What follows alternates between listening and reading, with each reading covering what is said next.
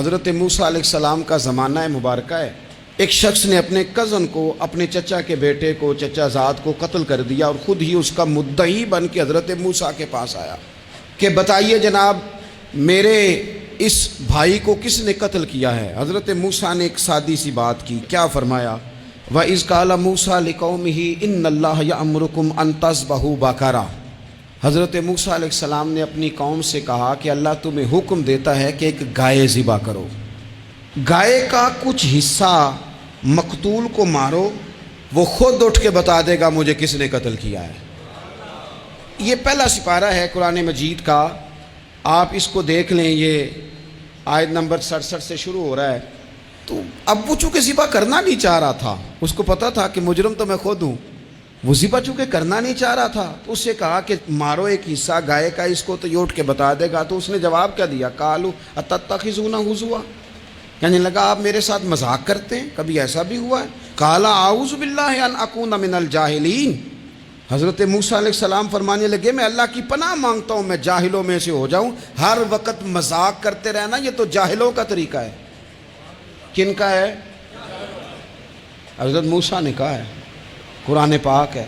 ہر وقت مذاق کرتے رہنا، خوش طبعی اور چیز ہے، مسکراتے رہنا، لیکن کسی کا مذاق ہر وقت اڑاتے رہنا کن کا طریقہ ہے؟ جاہلوں کا. جب کہا نہیں ذبح کرنی ہے تو اب ذرا دیکھیے کرنا نہیں نہ چاہ رہے. قالوا ادع لنا ربک یبین لنا ما ہی. کہنے لگے اے موسیٰ پھر آپ نہ رب سے دعا کریں کہ وہ ذرا کھول کے بتائے وہ گائیں کس طرح کی ہو. ارادہ نہیں نہ ذبح کرنے کا، آپ دعا کریں. قال انہ یقول انہا بقرۃ لا فارض ولا بکر. فرمایا کہ رب کہتا ہے وہ گائے نہ بوڑھی ہو نہ زیادہ بچیا ہو، عوان بین ذالک، ان کے درمیان ہو، یعنی جوان گائے ہو. فافعلوا ما تؤمرون، کرو جس کا تمہیں حکم دیا جا رہا ہے. قالوا ادع لنا ربک یبین لنا ما لونھا. لو اگلی بات سن لو. کہنے لگے آپ دعا کریں رب سے کہ وہ کھول کے بتائے اس کا رنگ کس طرح کا ہو، رنگ بتائیں کس طرح کا ہو. قال انہ یقول انہا بقرۃ صفراء. فرمایا رب فرماتا ہے کہ صفراء رنگ کی ہو، یعنی گہرے زرد رنگ کی ہو. کہ رب فرماتا ہے اس طرح کی گائے ذبح کرو. فاقع لونھا تسر الناظرین، اور جب کوئی اسے دیکھے تو اسے اچھا بھی لگے، آنکھوں کو اچھی لگے وہ گائے. اس طرح کی گائیں ذبح کرو. لو اتنی باتیں بتا دی. قالوا ادع لنا ربک یبین لنا ما ہی. کہنے لگے نہیں آپ پھر دعا کریں اللہ ذرا کھول کے بتائے گائیں کس طرح کی ہو. ان البقرہ تشابہ علینا، ہمیں ذرا گائیں پر شبہ پڑ گیا ہے کس طرح کی ذبح کرنی چاہیے. وَإِنَّا انشاءاللہ لمہتدون، اگر اللہ نے چاہا تو ضرور ہم ہدایت پا جائیں گے. پھر اللہ تعالیٰ نے فرمایا کہ قال انہ یقول انہا بقرۃ لا ذلول تثیر الارض، گائیں اس طرح کی ہو کہ وہ کبھی کھیتی میں نہ چلائی گئی ہو، یعنی اس کو کبھی کام نہ اس سے لیا گیا ہو. بیل کو لوگ لگاتے تھے نا، جو کام آج ٹریکٹر سے لیا جاتا ہے وہ گائے بیل سے لیا جاتا تھا. تو وہ کھیتی باڑی کے کام نہ اس کو لگایا گیا ہو. ولا تسقی الحرث، اور نہ اس سے پانی نکالا گیا ہو، نہ کھیت چلانے ہل چلانے میں لگائی گئی ہو. اور وہ جو کنواں ہوتا تھا جس کے گرد گائیں گھومتی تھی، تو کہا وہ بھی کام اس نے نہ کیا ہو گائے نے. مسلمۃ لا شیۃ فیہا، وہ ہر عیب سے پاک ہونی چاہیے. قالوا الآن جئت بالحق، اب کہنے لگے اب آپ صحیح بات لے کے آئے، اب سوال ختم ہو گئے نا. کہنے لگے اب آپ بات فذبحوہا، انہوں نے ذبح کر دی. وما کادوا یفعلون، پر ایسا کرتے نظر آتے، لگتا نہیں تھا کریں گے ذبح پر ذبح. اچھا یہ گائیں پھر ملی کیسے؟ امام خازن کہتے ہیں کہ ایک نیک آدمی تھا، تو اس کا آخری وقت آ گیا تو اس کے پاس جو کل جمع پونجی تھی وہ ایک بچیا تھی، گائیں کی بچیا ویڑی، اس کے پاس وہ ایک بچیا تھی صرف. تو اس نے اس طرح کیا کہ اس کی گردن پر ایک مہر لگائی، اللہ کے نام پر بطور امانت اس نے اس کو جنگل میں چھوڑا. کہا یا اللہ میرا بیٹا ایک ہی ہے، وہ بھی چھوٹا ہے، اس کی حفاظت کرنا اور میرے بیٹے کو پہنچا دینا. بچہ بالغ ہو گیا. اس کی ماں نے کہا بیٹا جو امانتیں رب کے پاس رکھوائی جائیں نا ان میں خیانتیں نہیں ہوا کرتی، جا کے جنگل میں آواز دے تیری گائے واپس آ جائے گی. اس نے جا کے جنگل میں آواز دی کہ وہ جو میرے باپ نے امانت رکھوائی تھی وہ کدھر ہے؟ وہ نشان لگی ہوئی گائیں دوڑتی ہوئی اس کے پاس آئی۔ واللہ خیر الرازقین، جب رب بندوبست کرے، جب اللہ بندوبست کرے تو پھر معاملہ اور ہوتا ہے۔ وہ گائے آ گئی۔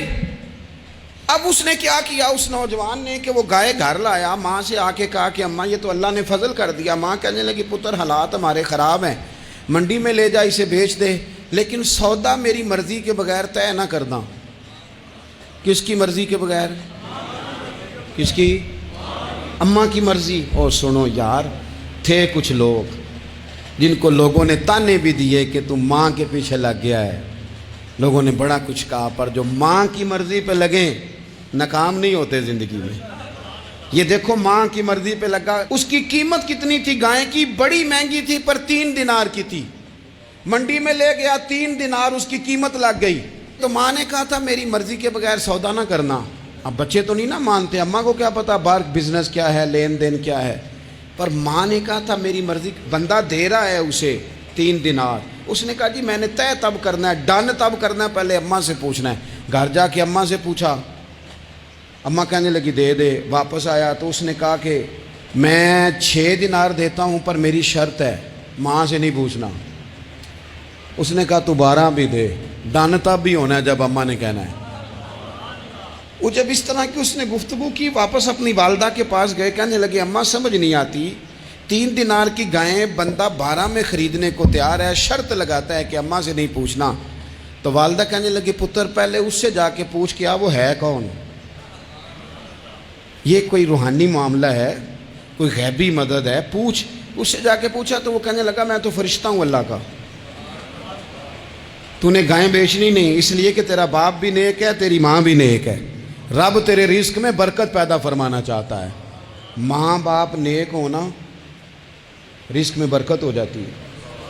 ماں باپ نیک ہوں، ان کی صالحیت کا اثر پہنچتا ہے بچوں تک۔ رزق حلال کما کے لانے والے ہوں تو گھر میں برکت ہوتی ہے۔ جا کے کہا کہ تیرے ماں باپ نیک تھے، اسے نہ بیچنا گائے کو، تو کیا کریں؟ کہنے لگے بنی اسرائیل والے سوال کر کر کے خود مشکل میں آ گئے۔ اب وہ ایسی گائے جو جوان بھی ہو، یہاں تو ہر غریب آدمی اپنی گائیں یہاں لگا دیتا ہے، کھیتی باڑی میں یہاں لگا دیتا ہے، کنویں میں پانی نکالنے میں، تو یہاں تو ہر ایک کی گائیں، تو ایسی گائیں جس کا رنگ بھی اتنا پیارا ہو، زیادہ بوڑھی زیادہ بچی بھی نہ ہو، اور ابھی تک کھیت میں بھی نہ لگی ہو، وہ سوائے تیرے کہیں نہیں ہے۔ اس نے کہا چل پھر مہربانی کر بتا میں کتنے کو دوں گائیں، اگر وہ آ جائیں تو کتنے کو بیچنی ہے؟ اسے کہنا کوئی نہیں، ریٹ تو زیادہ کرنا ہی نہیں۔ ان سے کہنا گائے کے اندر سے گوشت نکال دیں اور جتنا گوشت ہے اتنے پیسے بھر دیں، اس کی کھلڑی بھر دیں۔ اب وہ بنی اسرائیل والے ڈھونڈتے پہنچ گئے، کہا جناب گائیں 3 دینار کیا 6 لے لو۔ اس نے کہا نہ بھائی، ذبح کروں گا، گوشت نکالوں گا، جتنا وزن گوشت کا ہے اتنے پیسے بھرو گے، کھال میں تو پھر گائے تمہیں ملے گی۔ اب مجبور تھے، کیا کرتے؟ ابن کثیر حدیث لائے ہیں، امام سیوطی نے در منصور میں بھی لکھی ہے، نبی پاک صلی اللہ علیہ وسلم نے فرمایا سنو جوانوں، اور اسے دل کی تختی پہ لکھو، نبی پاک علیہ السلام نے فرمایا اگر بنی اسرائیل والے زیادہ سوال نہ کرتے تو اتنی مشکل کا شکار نہ ہوتے۔ انہوں نے سوال اتنے کیے کہ چارہ نہیں ہے اب ان کے لیے، چارہ نہیں ہے اب ان کے لیے کہ یہ ادھر ادھر جا سکے، مجبوری بن گئی، یہی گائے خریدنی ہے، یہی لے جانی ہے۔ اب اتنا سارا مال جمع کر کے وہ گائے خریدی، ذبح کی، تو مقتول کو جب اس کا ایک حصہ مارا تو اس نے اٹھ کے کہہ دیا یہ جو مدعی بنا ہوا ہے نا، یہی تو میرا قاتل ہے، یہی تو میرا قاتل ہے، یہی تو ہے، اس نے یہ سارا کام کیا۔